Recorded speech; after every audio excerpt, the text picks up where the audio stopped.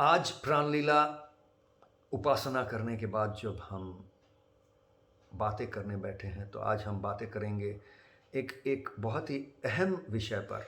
हमारा ये तीसरा खंड है। इस तीसरे खंड में हम कर्मयोग फॉर 21st सेंचुरी यानी 21वीं सदी के लिए जो कर्मयोग हम रचे हैं इसके बारे में बात करने वाले हैं। लोग पूछते हैं व्हाट इज़ कर्मयोग फॉर 21st सेंचुरी, यानी कि ये कर्मयोग फॉर 21st सेंचुरी या 21वीं सदी के लिए हम जो कर्मयोग की बात कर रहे हैं ये है क्या। तो कर्मयोग शब्द का जिक्र तो बहुत समय से होते आ रहा है।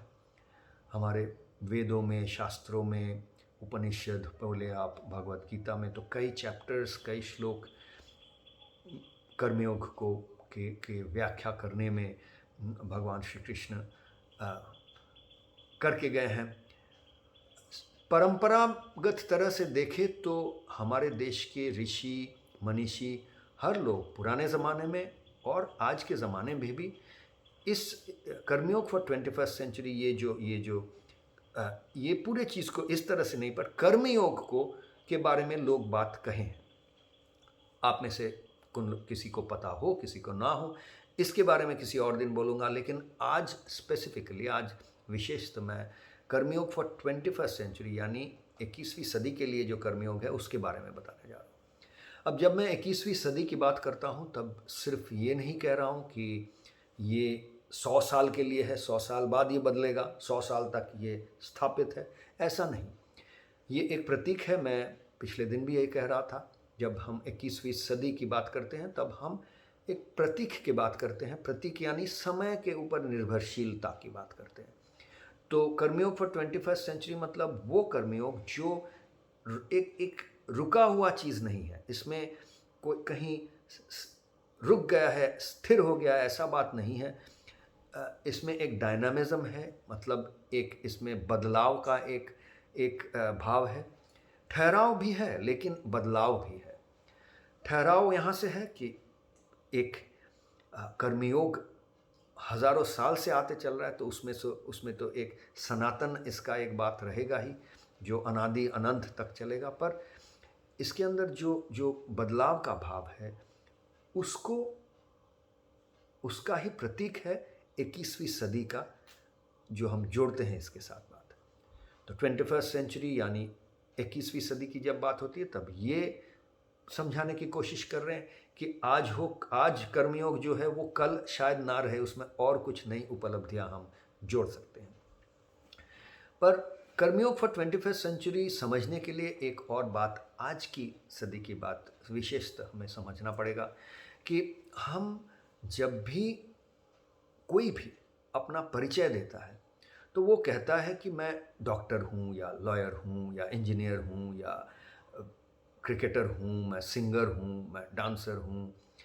ऐसे ऐसे जो परिचय आके बैठता है, या मैं फार्मर हूँ, जो भी कहते हैं ये हम देखते हैं ये जुड़ा हुआ है। हम जो जीविका अर्जन करते हैं, मतलब जीवन को जीने के लिए जहाँ से हम पैसा उपार्जन करते हैं उसके साथ जुड़ा हुआ है। उसके साथ जुड़ा हुआ जो कर्म करते हैं हम अपना परिचय भी उसके साथ जोड़ लेते हैं। पर ये अगर हम देखें, कोई भी इंसान सारा दिन का जो उसका समय होता है ये समय को कैसे बिताता है, अगर हम देखें तो उसका जो सारा दिन में ये बहुत बहुत कुछ हम करते हैं। हमारे जो प्रियजन हैं, निकट जन जो हैं, उनके साथ हम रिलेशनशिप यानी उनके साथ अपना नाता जोड़ते हैं। तो इस हिसाब से हम सब हस्बैंड हैं, वाइफ हैं, किसी के भाई हैं, किसी के भैया हैं, बड़े भाई हैं, किसी के बहन हैं, किसी के बेटा है, किसी के माँ है, किसी के बेटी है। हम सब ऐसे बहुत सारे रोल्स या कैरेक्टर भी प्ले करते हैं। अब इसके सिवा सिर्फ अपने रिलेटिव्स के साथ ही नहीं, आप देखेंगे तो समाज में ऐसे बहुत लोग हैं आपके इर्द गिर्द में। इन लोगों के साथ भी आप अपना नाता रिश्ता जोड़ के रखते हैं। और सिर्फ लोग ही क्यों, आप अपने आसपास या अपने से बहुत दूर हर चीज़ को देखें तो उसके साथ आपका एक नाता है, एक रिश्ता है। एक आपका एक कलम हो, एक टेबल हो, एक कुर्सी हो, दूर में आकाश में सूर्यदेव हो या एक चांद तारा कुछ भी हो, आपका अपना देश हो, ये हर हर जो कॉन्सेप्ट है, चीज़ है, इसके साथ आप अपना रिश्ता निभाते हैं। ये रिश्ता निभाना भी तो एक बड़ा काम है।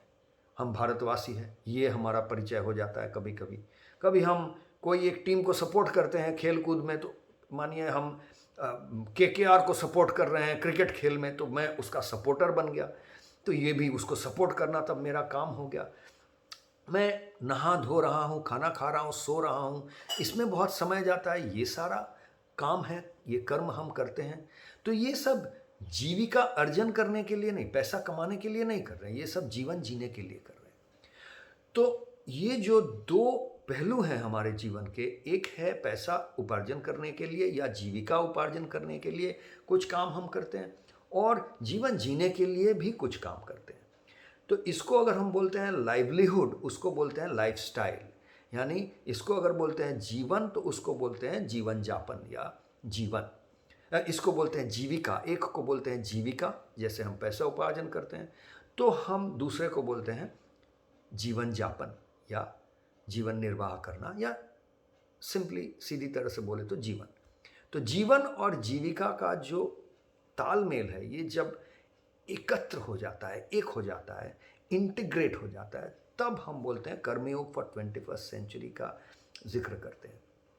तो कर्मयोग फॉर 21st सेंचुरी वो पहलू है, वो कॉन्सेप्ट है जिससे हम ढूंढते हैं, एक्सप्लोर करते हैं, हम खोजते हैं, हम संधान करते हैं, अनुसंधान करते हैं कि ये जीवन और जीविका का जो दो पहलू है, इसको एकत्र कैसे लाया जाए, यानी इंटीग्रेट कैसे किया जाए।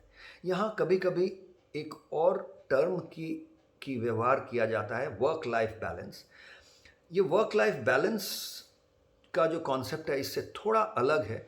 जब हम बैलेंस की बात करते हैं तो ऐसा लगता है कि कोई चीज़ स्टेबल नहीं है, स्थिति पे नहीं है, वो इधर गिर रहा है, एक बार उधर गिर रहा है और संभलने की कोशिश कर रहा है। यहाँ जब ऐसी चीज़ होती है तो हम बैलेंस की बात करते हैं।